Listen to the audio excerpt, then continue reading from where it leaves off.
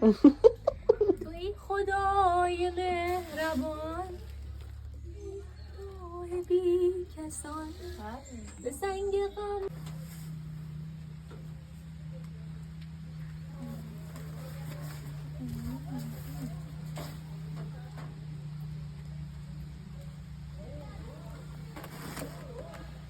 با چی چسبونی؟ چسب باید موقع سیر میزد آوازم.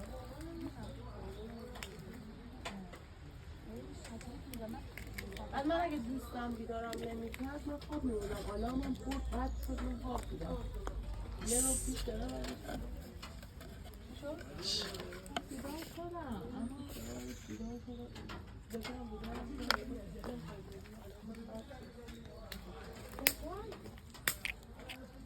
من حتی ساعت 5 از بعد و بعد سلام. من از هر چیزی ازتون تشکر میکنم بابت اینکه دنبال آگاهی هستیم. خلاصه تو جای زندگی میکنیم که ممکنه یه سری اصلا در دلت منفی چیزایی نباشه. بگم من خودم معرفی نکردم. من سوگند هستم، سوگند رمضانی هستم. حدوداً 3 ساله که کار روانشناسی میکنم، کلینیک کار میکردم. بعد از اونجایی که آدمی هستم که دوست دارم یه سری چیزها رو بشکنم، یعنی یه سری قوانین خوشی که وجود داره. ما خیلی شنیدیم که آدمایی که رفتن تراپی به خاطر روابط خشکی که بین خودشون و اون روانشناس داشتن نتونستن ارتباط بگیرن، نتونستن حرفاشون رو بزنن. من دوست دارم آدما خودشون باشن، بعد بیان دنبال این باشن که خودشون رو گسترش بدن و رشد بدن. علاوه بر اینا که دانشگاه درس میدم و روانشناسی کار کردم، من نویسنده‌ام هستم. برای همین ممکنه یه ذره کلاسمون حالت داستانی و اینا هم داشته باشه. امیدوارم که دوست داشته باشین. این سبک من هست. خب اول از همه من میخوام 2 نفر برای شما معرفی کنم. یکی از اینا یه آقایی هست اسمش از جبران. حالا چرا اسمش اینه دقیقاً خودم هیچ دلیلی ندارم براش. خب این آقا و این خانوم یه رابطه با هم دارن، یه رابطه خیلی قشنگ، یعنی ساختنش رابطه خوب قطعا ساختنیه دیگه، درسته؟ از 2 سرزمین متفاوت هستن.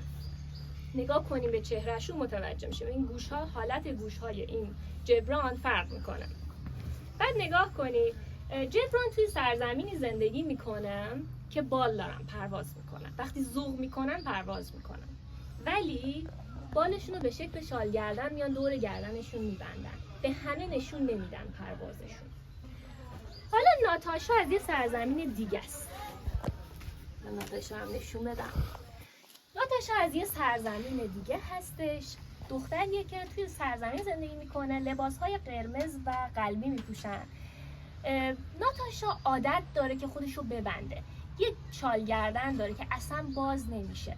ولی از وقتی که با جبران آشنا شده یه وقتایی شک میکنه، بیشتر واکنشیه، یعنی میاد نشون میده احساسات منفیشو. ولی از وقتی که با جبران آشنا شد یاد گرفت که چجوری بیاد رفتار کنه. پس ناتاشا کدوم سرزمین زندگی میکنه؟ سرزمینی که شال گردن دارن و اونو میبندن. گله و شکایت داره به نظرتون تو زندگی؟ گفتم واکنش‌های منفیشو نشون میده.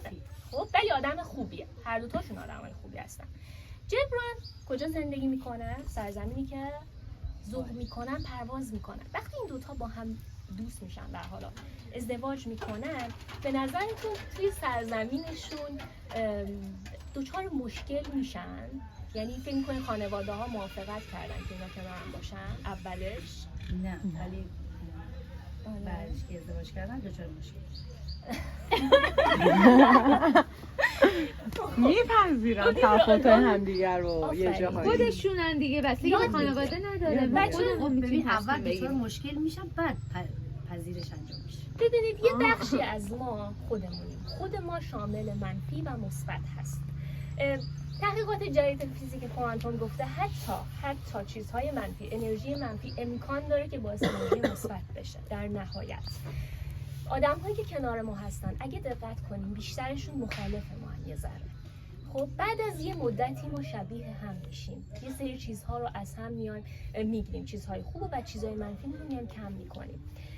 یه چیز دیگه هم هست به نام نورون آینه‌ای.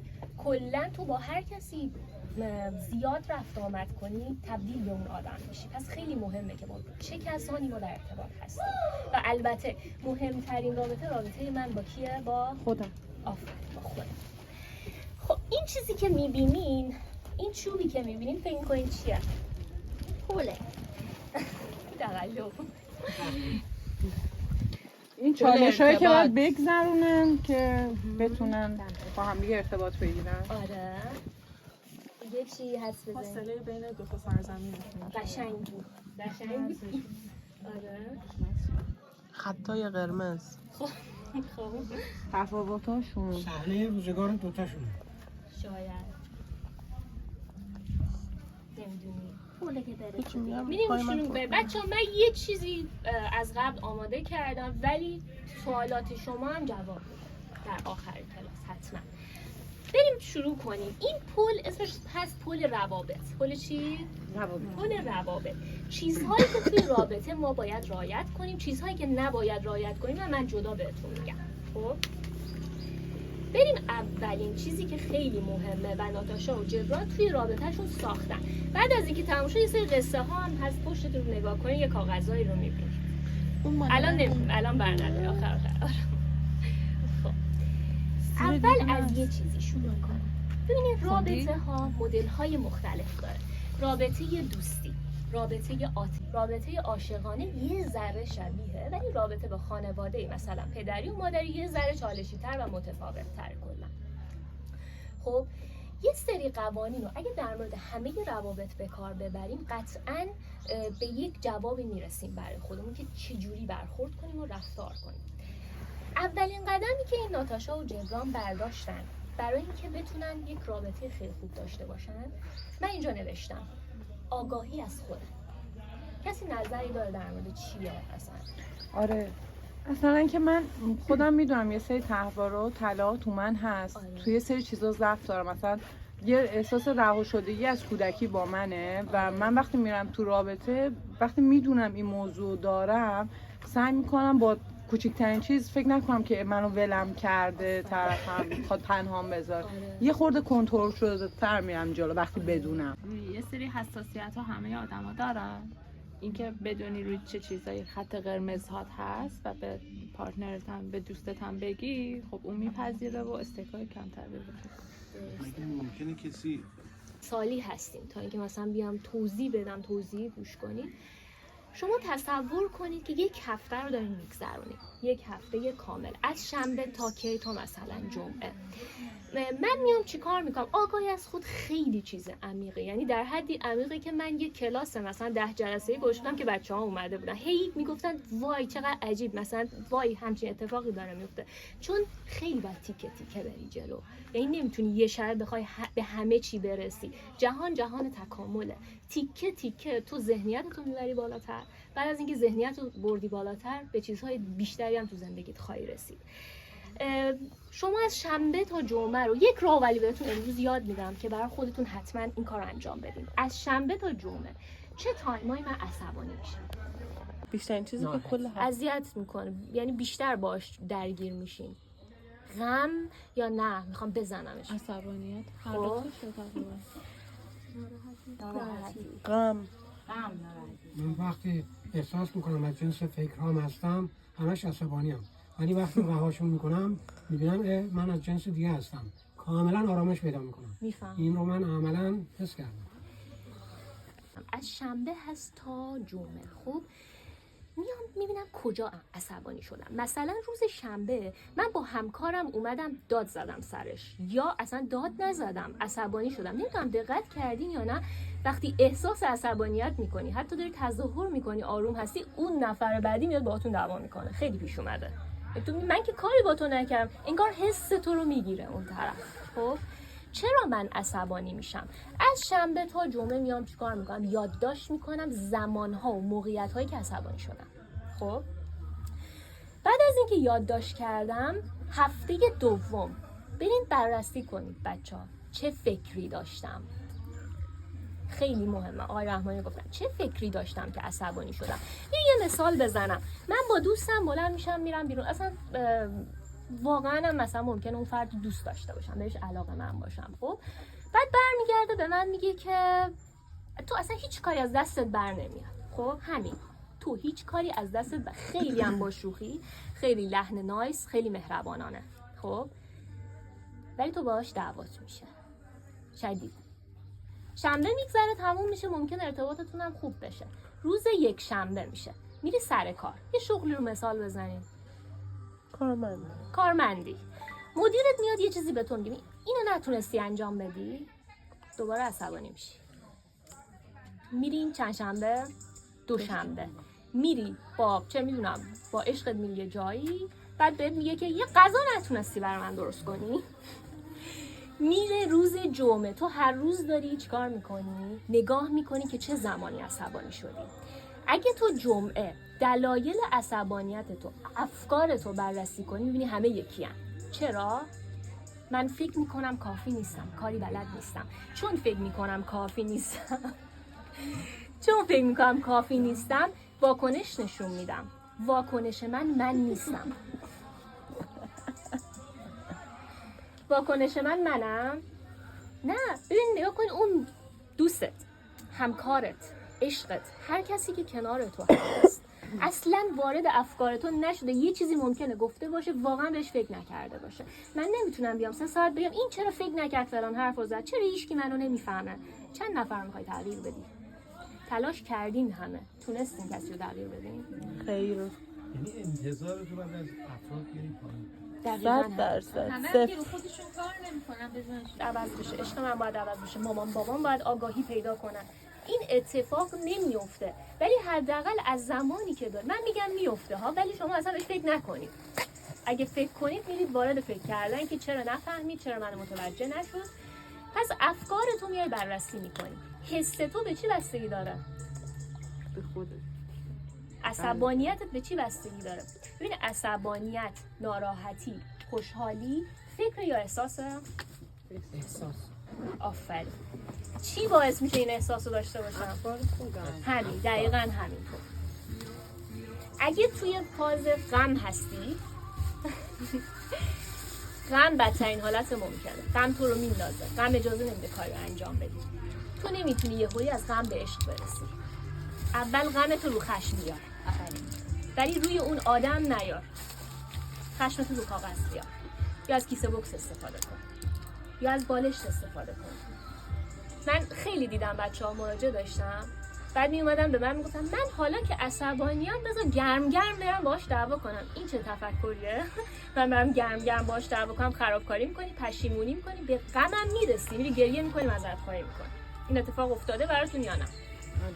اشتباه کردم. یا نمیری بگی اشتباه کردم، میری زنگ میزنی، حرف میزنی، دل طرف مثلا نرم می‌کنی. نده بچه‌ها، اوکی باشه. پس من از خودم آگاهم، میرم توی رابطه. الان میخوام توی رابطه عاشقانه بذارمش. میرم توی رابطه، طرفم به من یه چیز گفته، اول بررسی کن چه فکری پشت اینه. چه میدونم مثلا یکی رو دوست داری، اون فرد جوابتون نمیده، همونجور که اسمتون چی بود؟ رویا جون گفتن جوابتون نمیده 3 ساعت 4 ساعت. اگه یه سری زیرسازهای دردناک داشته باشی، فکرایی که میاد اینم رفت، الان چیکار کنم؟ این فکرت دیگه. احساست چیه؟ غم. واکنش چی نشون میدی؟ گریه. رها میکنم که رها نشم. من واکنش تمام افکار منفی به خودم اومدن، گریه، خشم. آره. با اون فرد چیکار میکنی؟ SMS زیاد، زنگ زیاد، مثلا میخوای که خیلی خوب نشون بدی. بعد نگاه کنین اصلا این خود رفتار شما هستش که طرف رو میاد چیکار میکنه، دور میکنه. این چقدر میچسبه. خب تو زیاد از حد میای SMS بدی، زیاد از حد میای واکنش های شدید نشون بدی، بعد طرفت میاد برمیگرده میگه که چه اینجوری میکنه، اصلا اون تو رو ول میکنه. اتفاقا رها شدن همون لحظه اتفاق هم میفته، طرف میره، تموم میشه میره. پس من اگه آگاهی از خودم داشته باشم مکس میکنم. من میگم تا 10 بشمرید، واکنش رو نشون، منفی ها رو نشون ندید، مثبت ها رو همیشه میگم نشون بدید، منفی ها رو نشون ندید، چون واقعی نیستن. به یه مثال مثلا مادر فرزندی بزنم. شما حساسی، بچه وسیله میذارین برام. خب یک فکر مادر میتونه این باشه: اصلا به من توجه نمیکنه، 10 بار بهش گفتم ولی کار خودشو داره تکرار میکنه. این فکر منه، فکر میکنم که به من توجه نمیکنه. فکر میکنین بچه فکرش چیه؟ بچه میگه چقدر گیر میده مادر. کنترلگره. آفرین. اذیتم میگه کنترل کرد. میگی کنترل. از حد بزرگش میکنه. چقدر ضد حاله. آره بچه ها اینجوری فکر میکنه. بعد اون لحظه که داره لیوانو میذاره واقعا به این فکر نمیکنه برم مامانم اذیت کنم. نه اصلا اون لحظه همچین فکری نداره. ولی تو بر زاویه دیده کی میبینی؟ خودت. من به عنوان بچه یا من به عنوان مادر، من به عنوان پدر، باز اصلا یه داستان دیگه. هر کی بر حسب یه زاویه داره نگاه میکنه. آگاهی از خودم داشته باشم به جای اینکه بقیه رو قضاوت کنم، هی بگم دنیا چقدر بده، آدم چقدر بدن، کشور چقدر بده، میام نگاه میکنم من کیم، من چجوری دارم راه میرم. بذار دید خودم رو نگاه کنم. من اینجوری میگم، من میرم بیرون با آدما، به این فکر نمیکنم اون داره با من چی کار میکنه، ولی به این فکر میکنم من به آدما نگاه میکنم، دارم باشون حرف میزنم، دارم راه میرم، شونه هامو میندازم یا نه، چجوری دارم برخورد میکنم. پس تمرکزم رو چی میذارم؟ خودم. اگه تمرکز رو خودم بذارم، قضاوتی هم که برای خودم بکنم هیچ وقت مخرب نیست. میدونی چرا؟ چون ما آدم خودمون خیلی دوست داریم. خب کردی دیگه، اب ندارم. دقیقا همین. من خودم میشناسم، بعد خودم راحت میبخشم. اشتباه کردم دیگه، ولی بقیه رو میتونی ببخشی؟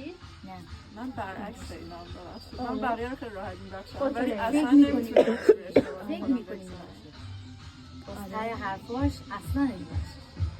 شاید فراموش کنیم کارشو، ولی باز ممکنه موقعیت جدید پیش بیاد ولی در موردش حرف بخشیدن در بزنیم. کار نیست. پس نبخشین که مثلا اون هستش. بمونه. ظاهری میبخشش، قلب خودت آروم کنی، ولی اون ته یه تنفر کوچولو هست. بخشش فرق داره با اون فرد دوباره در ارتباط باشم. خب ارتباط رو کم کنم. ارتباطو من با قطعی خورده مثلا میگم خیلی چی شد، ولی تو قلب برای خودت میای آدم ها میبخشی، نه برای کسی دیگه. بعد دنیا انقدر قوانین داره که تو نفرین کنی نکنی هیچ اتفاقی نمیفته. تو اگه اتفاقا بعدت بیاد از یکی، دقیقاً اون دوتا رو خوشبخت میبینی، اون سه تا رو خوشبخت میبینی جلو چشمت. نمیدونم چه قانونیه، یعنی اون فرد رو خوشبخت میبینی این هر منو اذیت کرد، چقدرم زندگیش خوبه. فقط از زاویه تو خوبه. تو نمیدونی خیلی چیزها رو از جهان نمیدونی. و فقط اینو میخوام بگم، پس میشه قضاوت کردن. چقدر به من کمک میکنه که بیام به یکی فکر کنم که چرا منو اذیت کرد، چرا منو ناراحت کرد، چرا داره این کار میکنه، اون کار. این تایم رو بذار برای خودت، تموم شد رفت. فکر نکن اصلا داره چی کار میکنه.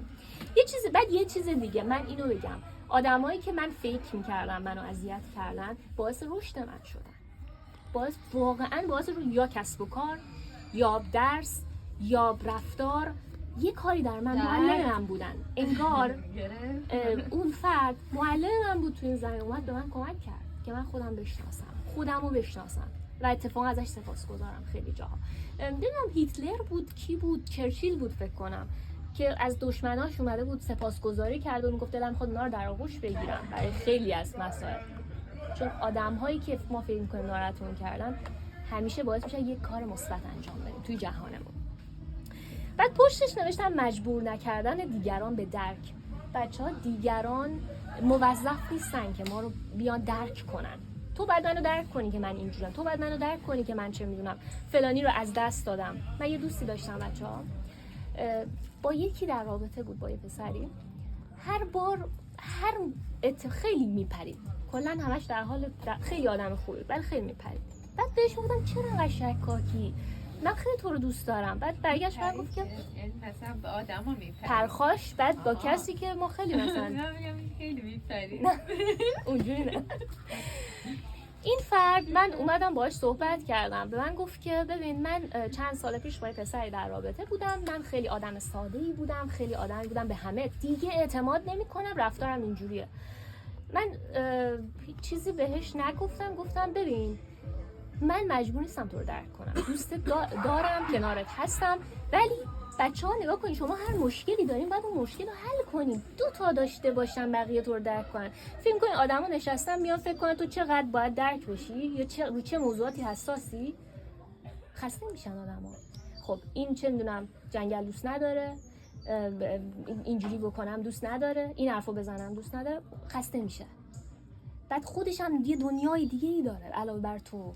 خب توی رابطه های نزدیکتر عاشقانه یه سری چیزا رو درک کن و کمک کن که طرف مقابلت اون مشکل رو حل کنه. یه سری چیزا سخته، فوبیاها سخته، مثلا چه میدونم ترس از سوسک، ترس از نمیدونم این موضوعات سخته، ولی چیزای کوچیکو میتونه حل کنه یا نه؟ 100% میتونه حل کنه. پس دیگران رو مجبور نکنین شما رو درک کنن، فقط قبولش کنید. حالا میریم جلوتر. قبول. مسئله بعدی خود واقعی خوبه. فکر میکنین یعنی چی خود واقعی خوب؟ خود واقعی خوب، خود واقعی بدم داریم؟ خوب شامل جنبه‌های مثبت فردی میشه، اخلاقای مثبت تو ارتباطات، کار اینا. دقیقا. ببین من وارد رابطه میشم با یه کسی، با یه فردی، خیلی باش صمیمی میشم. اتفاقی که همیشه میفته، یه جلسه 2 جلسه اوایل ممکنه یه ذره گارد داشته باشم، جلسه 5م 6م دیگه باش صمیمی میشم. بچه‌ها من خیلی دقت کردم تو روابط، آدما که با هم صمیمی میشن تمایل دارن جنبه‌های منفیشون رو نشون بدن تا مثبت. درسته؟ چون راحت میشن. آره نقابشون میفته منفیا رو. آره میفهمن که میتونن ادامه بدن. آره. بعد ببین بس هم میان چیکار میکنه، طرف میخواد با تو صمیمی بشه. اولین کاری که شروع میکنه صمیمیت رو شروع کنه اینه که از خاطراتش میگه. خوبه، قبول دارم، مخصوصا رابطه هایی که خیلی میخواد نزدیکتر بشه. دوستا هم همینطور، میری صمیمی میشی، حرف میزنی، صحبت میکنی. اینجا 2 تا کار میتونی انجام بدی. میتونی خاطرات تو به عنوان یه قربانی تعریف کنی، میتونی خاطرات تو به عنوان یه قهرمان تعریف کنی. ترجیح میدین کدوم باشی؟ بعضی از آدما، البته چی بگم، مثلا اینجوری بوده دیگه، مثلا آدما اینطوری بودن که به هم رسیدن. واقعیت 2 تا جنبه داره. خب جنبه منفی داریم، جنبه مثبت داریم. یه سری جنبه های منفی ما آسیب زننده هست. مثلا من عادت دارم که بیام چیکار کنم، بیام از دردام زیاد بگم، یعنی خیلی بزرگش. ما این ذهن ما تمایل داره چیزای منفی بیشتر بگه. ما دوست داریم بگیم که اینجوری شد، اونجوری شد، اینجوری شد، من از پسش بر اومدم. خب یه ذره حالا منفی میگم، بعد میگم من قهرمان بودم. آره اینجوری میشه. خب و بعضی از آدما اصلا در مورد چیزای مثبت نمیگن. من خیلی شنیدم میگن که غم طبیعیه، نمیدونم درد طبیعیه، عصبانیت طبیعیه. اوکی طبیعیه، من اصلا با این مشکلی ندارم، طبیعیه. ولی چند درصد ما شنیدیم شادی طبیعیه، خوشبختی طبیعیه؟ شنیدین؟ همون که میگیم همه آدم بدن، همونقدر آدم خوبم وجود داره. منم همین میگم. من میگم تاکید ما خیلی رو منفی بوده، مثبت هم داریم. یا خیلی از ماها تو زندگیمون 1 ثانیه بود، 1 لحظه بود، اون 1 لحظه به تمام زندگیمون میارزه. ما حس کردیم، ما عشق رو حس کردیم، آرامش رو حس کردیم تو 1 ثانیه. ولی چقدر در موردش با بقیه حرف زدیم، میترسیم حرف بزنیم. خیلی ها میگن ما چشم میخوریم، یا بگم مثلا کسی میاد بگه که اینجا چقدر خوشبختن. موضوع اینه، آدما میترسن خوشبختیشون رو بگن.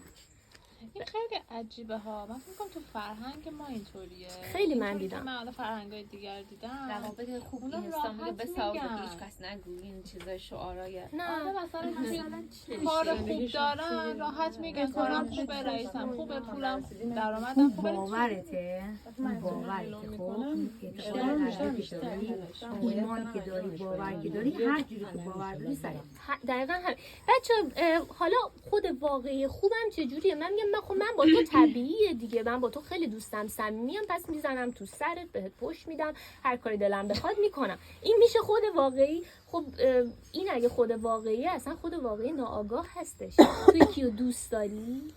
من اینو میگم، صدات آرومتر میشه، خیلی خیلی آرومتری. بعد کنارش اصلا شما با همه یکسان برخورد میکنین؟ نه.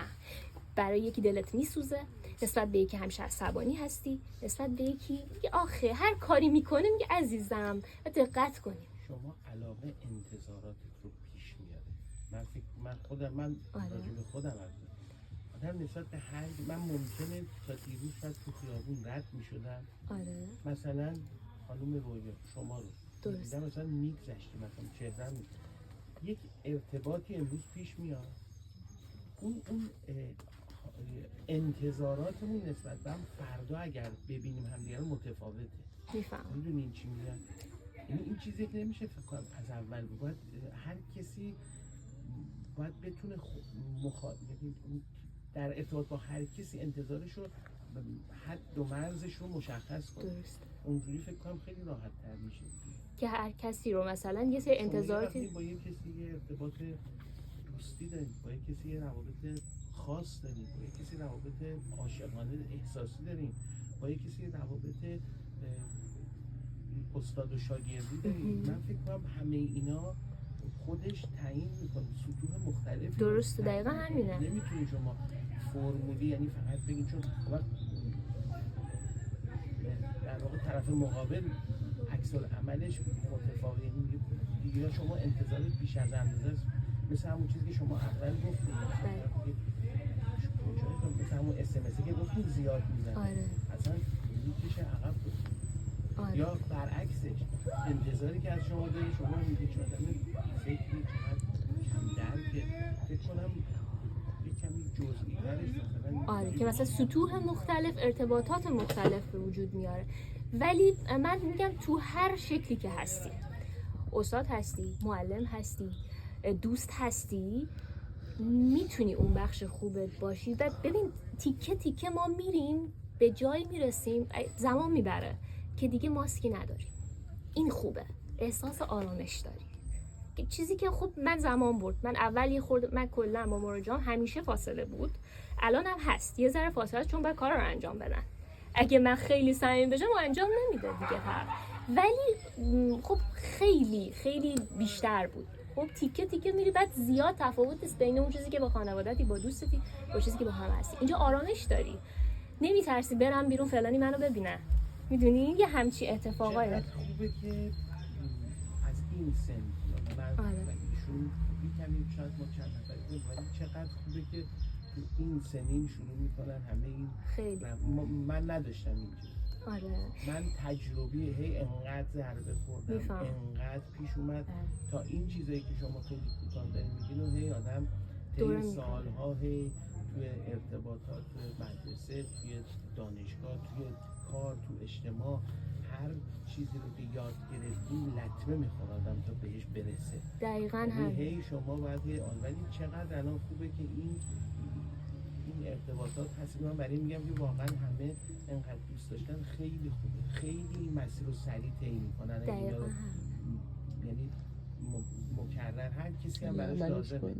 در واقع این به سن خودش من اگر الان مثلا بچه‌های ما خیلی سریع میتونستم 30 سال پیش میتونستم به این پختگی حالا نسبی برسم یا ایشون مطمئنم حقیقا حرف شما تایید میکنم، چون بچه‌های ما، جوان ما خیلی خوششانسن که آگاهیشون خیلی بالاه.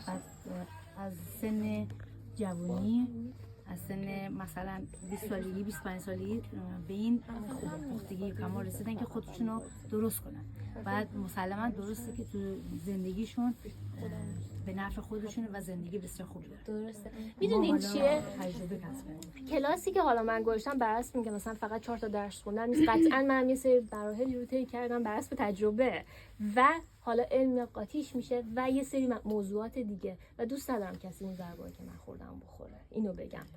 یعنی اون روزی که من خودم رو نجات دادم، همیشه اینو به همه میگم. گفتم من اگه خودم رو تونستم خوب کنم، به خیلی هم میتونم کمک کنم که خودشونو خوب کنن.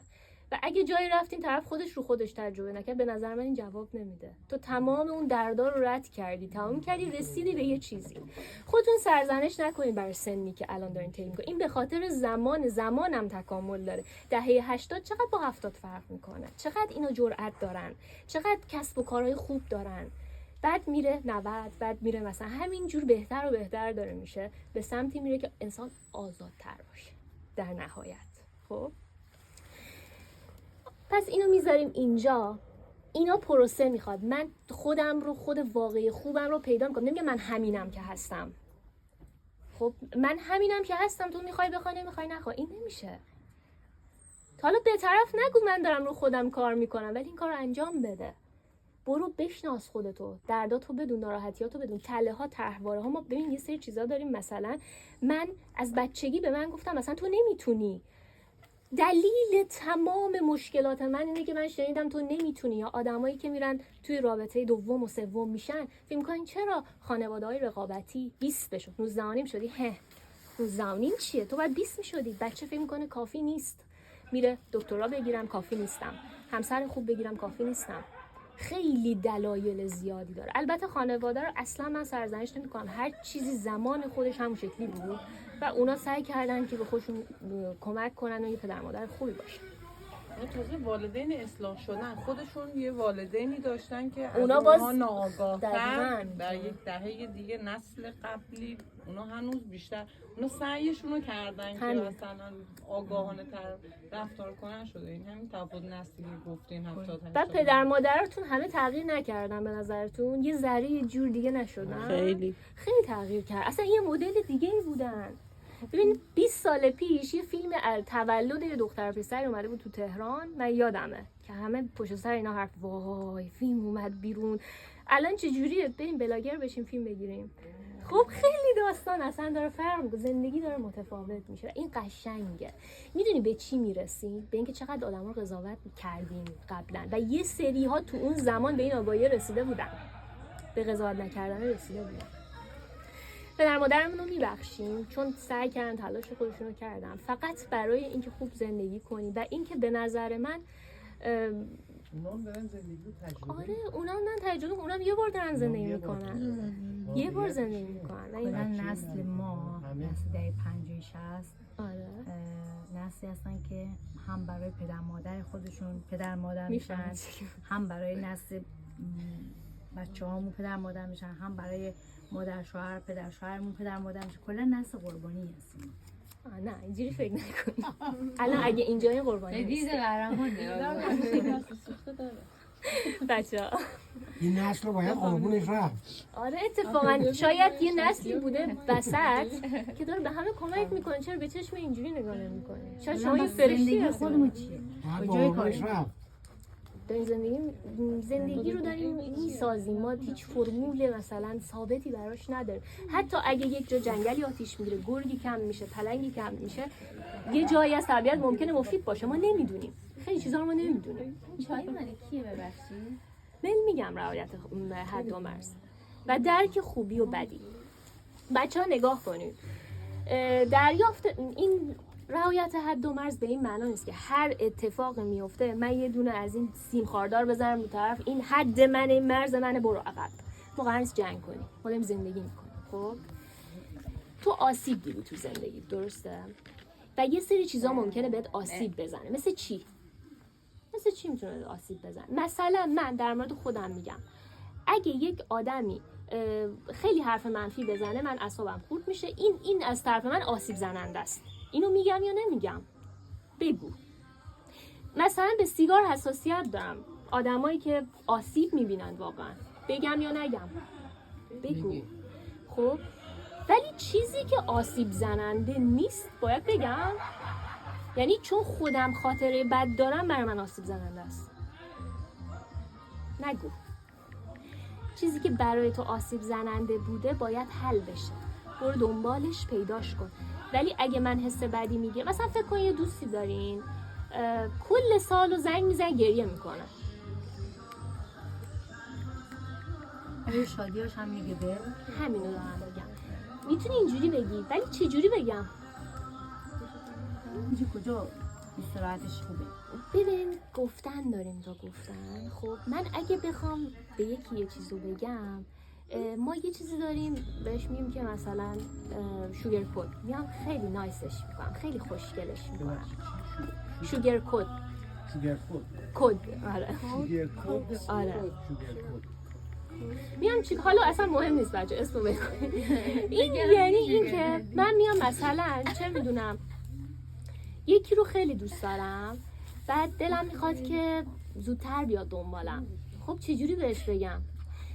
من نمیگم تو دیر کردی، اون باری که دیر کرد و نمیگم. ممکنه حالا چند بار این کار انجام بده، یه باری که زود اومد بهش بگم که چقدر لذت من آن تایم میای مثلا کنار من هستی، اون یه بار رو اغراق کنید، یعنی انقدر به طرف قشنگ بگین که این تشویق بشه بیاد.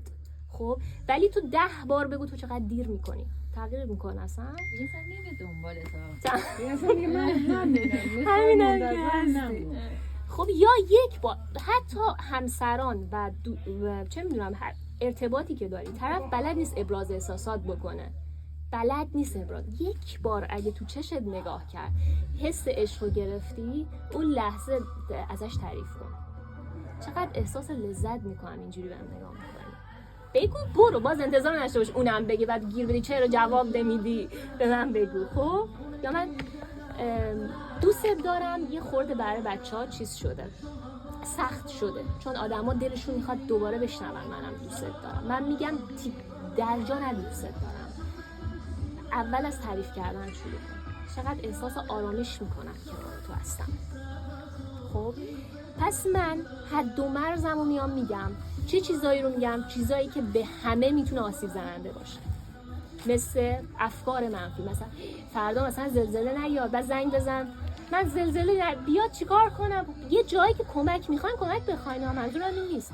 ولی یکی که داره مثلا بزرگش میکنه، آدم بدی نیستا، بهش بگو من خیلی دوست ندارم در مورد این مسائل صحبت کنیم، بعد در مورد این موضوع نه داد بزنید نه صداتون تغییر بکنید، محکم باشید. دوست ندارم راجع به این موضوع صحبت کنم. مثلا پارتنر قبلی چطوره؟ مثلا بعضی اینجوری میگن دوست پسر قبلیت مثلا چی شده اینا؟ خب محکم، تموم شد، خیلی آدم خوبی بود. شروع نکن تعریف کنی که حالت بد بشه. این چیزی وقتی که زمان که میخوام حد و مرز خودم مثلا من شخصا تعریف کنم، انگار که از همین قضیه مقوله تعریف کردن دورم، بیشتر تو انتقادم به من میگن تو رابطه های خودم میگم انگار مادرمونی، میفهم چی کنترلگری، و خودم بک میزنم میگم من دقیقاً بله والدین کنترلگر داشتم و دقیقاً دارم تو همون مسیری که ازش دوری میکردم یه جایی دقیقاً همون رو رفتار میکنم، دقیقاً هم این والدین خودم رفتار میکنم. نمیدونستم باید اون تعریف کردن اصلا احساس می‌کردم چون جوگیر میشن یا خوب نیست. همین ببین ما میترسیم. من نگم دوست دارم بره، من نگم که تو چقدر آرامش فکر کنی کیه مثلا، میدونی دارم چی میگم، ولی ببین اتفاقا بذار یه سری برن، تعریف کن و اجازه بده یه سری نمیرن. برای من این اتفاق نیفتاد و کسانی کنارت میمونن که هم تو رو روش میدن هم خودشون، و این آدمای مثبتی هستن تو زندگی من. اگه من برای خودم یه فرمولی گذاشتم، در روز چند درصد انتقاد میکنم، چند درصد تعریف میکنم.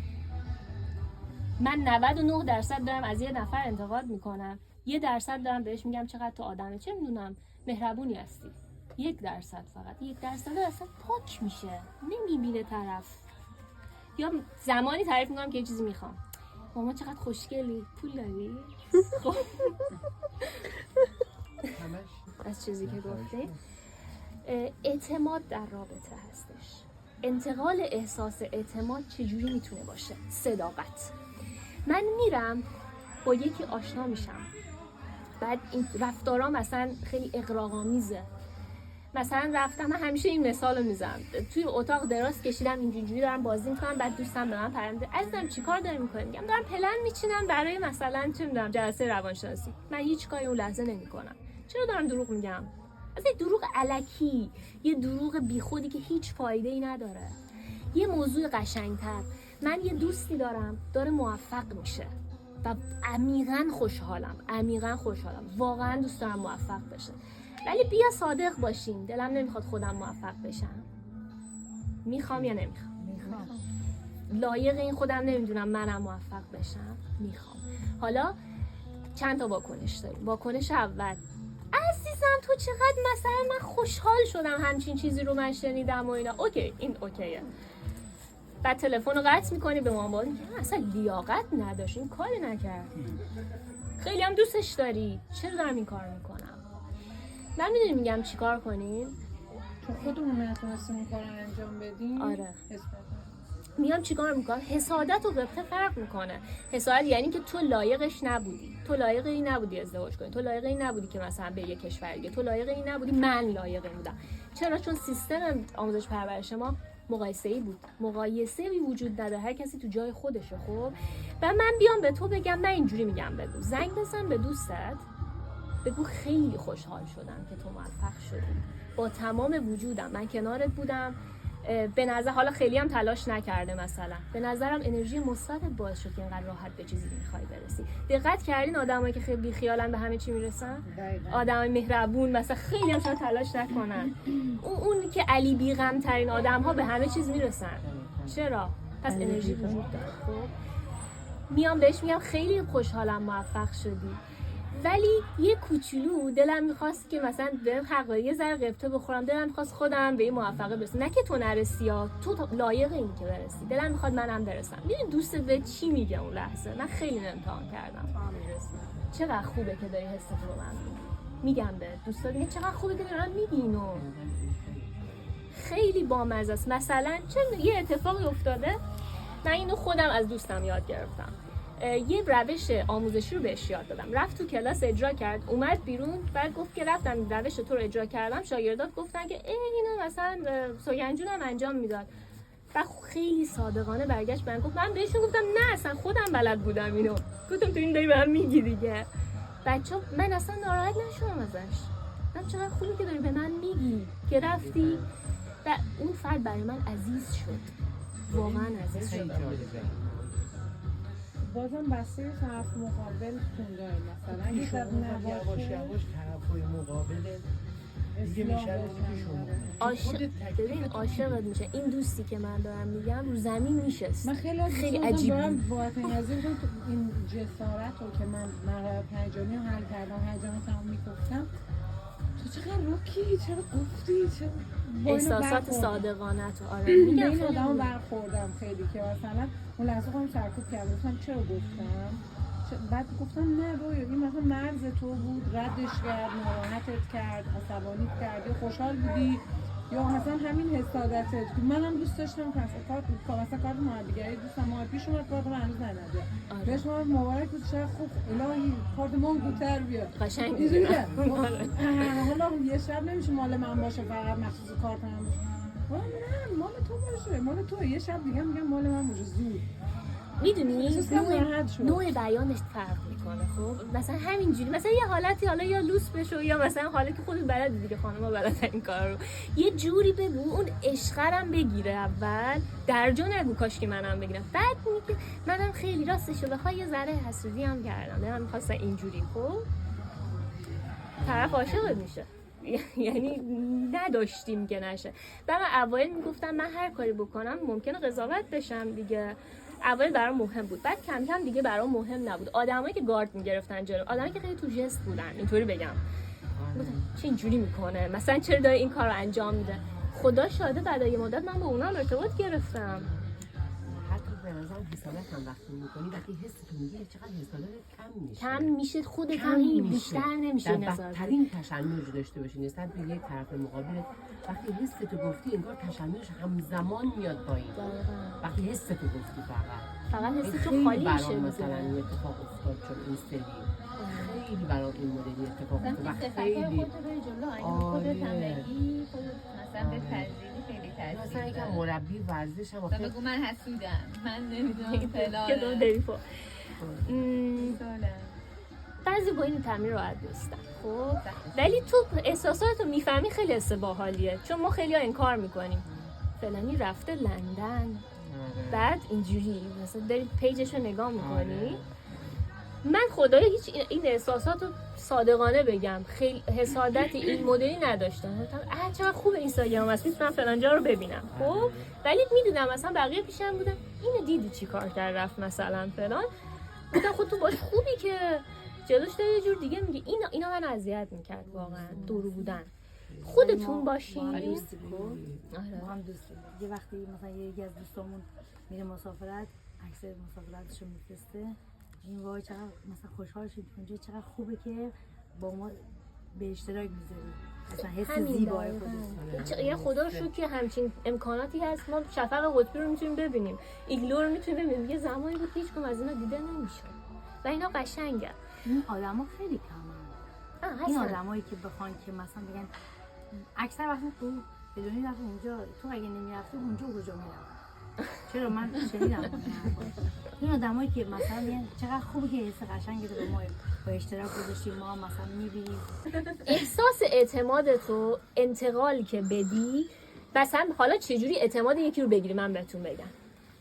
بیام تلفنم میگیرم، دوستم زنگ زد، پیش دوستت جواب نمیدم. فکر می‌کنی دوستت چی میگیره از تو؟ با منم همین کارو میکنه. پیش اومده واقعا. بیا دلبری کنم فلانی فلان کار رو انجام بدم. کنارت نشسته، تو رو قضاوت میکنه، از تو میترسه. بعد از یه مدتی میدونم یه سری چیزا داریم هممون که منفیه، حلش کنید. بعد شما این چیز منفی که نیستین، یه لحظه فکر اومد تو ذهن داره عکس العمل نشون میدی، چرا داری همچین سیگنالی به آدمای دور و برت میدی؟ این تو رو قضاوت میکنه. پس این آدم قابل اعتمادی نیست. خب اینم که رفتیم درک خوبی، پذیرش، بریم اینجا سکوت و تفکر. ما وقتی کنار آدم ها هستیم همش دوست داریم حرف بزنیم. واقعا حرف زدن با بعضی آدم ها حالمون رو خوب میکنه. ولی یه تایمایی رو من با کسانی گذروندم که فقط نگاه میکردیم. بریم مثلا فلان جا، بریم دریا، کفشمون رو در بیاریم، فقط راه بریم. اون سکوت اصلا آزاردهنده نبود. فقط به قول حالا آقای رحمانی گفت فضای خالیه، انرژی هم هست وسطش. عشق رو احساس میکردیم. یا بیا بهت نگاه کنم، اگه زوج هستیم بیا بهت نگاه کنم، به چشمات نگاه کنم. خیلی از زوجهایی که قبل از میخواستن طلاق بگیرن بهشون تمرین داده بودم یه هفته فقط برو همسرت رو نگاه کن، چشماشو، دماغشو، بینیشو، موهاشو نگاه کن. و خیلی گریهشون میگیره، همون حرفشو میزدم گریهشون میگیره. عشق رو احساس میکردم. چون من که دارم تو رو میبینم یا تو هم تو رو میبینم، تو دنیای ذهنم اگه باشم قضاوتت میکنم. ولی اگه فقط ببینم چقدر چشماش خوشگله مثلا، یا مثلا چقدر موهاش قشنگه، ببینم. حتی یکی داره خیلی منفی صحبت میکنه، این یه روشه. مادر بزرگی هم ببینم داره از قدیما میگه من حوصله ندارم گوش بدم، خب این فکره. فقط ببینمش چقدر دوستش دارم. سکوت معجزه میکنه. همیشه قرار نیست شما جواب بدین، در مورد چیزهایی جواب بدین، مثلا چه میدونم حقوقتون، یه پولی میخواد بهتون زده بشه، یه کاری رو مثلا میخوای انجام بدین که مثلا ناعادلانه است، اونجا حرف بزنین. خب ولی سکوت تو هر رابطه معجزه میکنه. یه جورای قدیم بهش میگن گذشت، ولی سکوته نباید یه جوری باشه احساس کنید داری میمیری. اگه فشار هست روی کاغذ خالی کن، بنویس، درست برو با طرف صحبت کن، نه اینکه بیا بجنگم. قشنگ آروم. آدما دو تا عکس العمل دارن در قبال حرف زدن شما، یا میخوان از خودشون دفاع کنن یا اونا هم سکوت میکنن، میگن بذار راجع به این موضوع فکر کنم. اگه یکی خواست باهات حرف بزنه بگو بذار راجع به این موضوع فکر کنم. تو همیشه میتونی باش دعوا بکنی، نمیتونی، همیشه فرصت داری. ولی برای پس گرفتن چیزایی که میگیم ما فرصت نداریم. قلب یکی میشکنه. باید توجه کنیم. ولی حالا من همه دارم بهتون میگم، شما رو بقیه پیاده نکنید این باید این کار بکنه. نمیدونن، اصلا نمیدونن چیکار میکنن.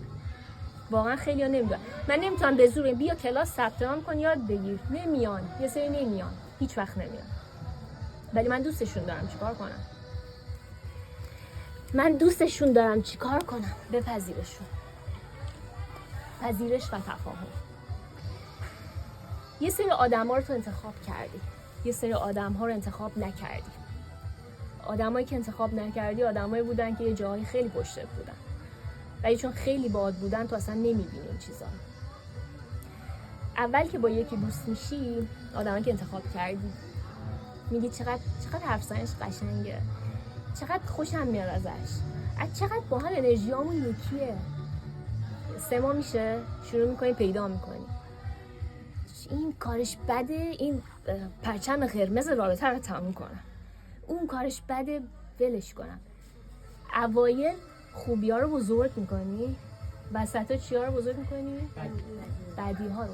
رابطه ای که سال اول 90%، سال دوم میشه 70%، سال سوم میشه 60%، و همین جور میرسه تا 20% و 10% میرسه و برای همیشه تموم میشه. چرا؟ چون گذاشتی که اون منفیا بر تو غلبه کنن و دیگه خوبی‌ها رو نمی‌بینی. خیلی‌ها میان پیش من میگن خانم رمضانی من اصلا دیگه نمیتونم خوبیاشو ببینم. نمیتونم. چرا نمیتونم؟ چون با خودت حرف زدی. اینجوریه برم حسابشو برسم. این چیز مکالمه داشتین تا حالا با خودتون؟ با فکراتون؟ همش مکالمه. خود درگیری. چی میتونه به من کمک کنه؟ فکراتون رو بنویسید، خط بزنید. اینا شما نیستید، اینا گذشته‌تونه، رابطه های قبلیتونه، خانواده‌تونه، جامعه‌تونه. شما عشقید. چرا وقتی به یکی میگم تو چقدر قشنگی حالم خوبه؟ چرا وقتی به یکی میگم دوستت دارم حالم خوبه؟ چرا وقتی که به یکی کمک میکنم حالم خوبه؟ چون من اینم، چون عشق منم و همه عشقن. اگه همه عشقن میتونم با بقیه ارتباط برقرار کنم، قطعا میتونم. ببینید اگه شما منفی‌ها رو بزرگ کنید، چیزی که باهاش مواجه میشین نیمه منفی آدم هست. میدونم چی میگم؟ یعنی اینکه یه آدم خیلی منفی اگه تو بهش خوب نگاه کنی اون مثبت رو به تو نشون میده، با بقیه رو اصلا کار نداره. ما نمیتونیم اون قسمت درست کنیم. با تو خوبه. همون چیزی که اول گفتم، تو سطح رابطت فرق میکنه. دلت برای یکی میسوزه، با یکی عصبی، با یکی چرا فرق میکنه؟ پس در قبال تو هم میتونن یه جوری باشه که تو رو دوست داشته باشن. حالا بقیه با بقیه بدن دیگه به تو ربطی نداره. تفاهم یعنی این من یکی رو انتخاب میکنم. بهترین رابطه ها این چه جوریه؟ اینجوریه که تو یه چیز منفی داری. مثلا چیز منفی چیه؟ جرأت داری، جسوری. نه، از دید بقیه. مثلا توی خانواده جسارت یعنی که تو آدم پررویی هستی توی خانواده، ولی تو انتخابات رو میتونی جوری انتخاب کنی که تو رو ستایش کنه. خب بعد این میشه تفاهم. یعنی تو از دید بقیه منفی، ولی من عاشق جسارت تو هستم. اونم در مورد تو همینه. من آدمیم که برنامه‌ریزی ندارم، از دید اون من آدم آزادیم. اینا رابطه‌های پرفکته. یعنی دوتایی منفی‌های هم میگه ستایش میکنن. رو اون منفی‌های ریشه‌ای کار کن و یه سری چیزا فقط از دید یه سری منفیه، از دید یه سری ستایش. آدمای اینطوری پیدا کنیم تو زندگی و خودمون هم اینجوری باشیم. اوکی دوست دارم، خسیسه، ولی من خیلی دوست دارم. ولی من مریض بودم کنار من بود، ولی عاشق من بود. به اونا توجه کن، بزرگش کن. خصاصتش هم ممکنه خوب بشه، قول نمیدم، ولی ممکنه خوب بشه. بابام دیشب برگشت گفت داری درشو باز می‌کنی. بابام گفت داری درشو باز می‌کنی و همه بگو من چادرم در ترشیو باز می‌کنم. کلاً دیگه غذا بخورید زیاد. نه این کارو با من کرد. خب بچه‌ها سیر آورده. شامی ویدیو خوراک یوتیوبه. یعنی اینسان فیلمه الان کل اینسان که من امروز سیر آوردم. الان جهانی میشه. چیزایی که باید میگفتیم و گفتیم. یه چند تا مسئله میگیم جان.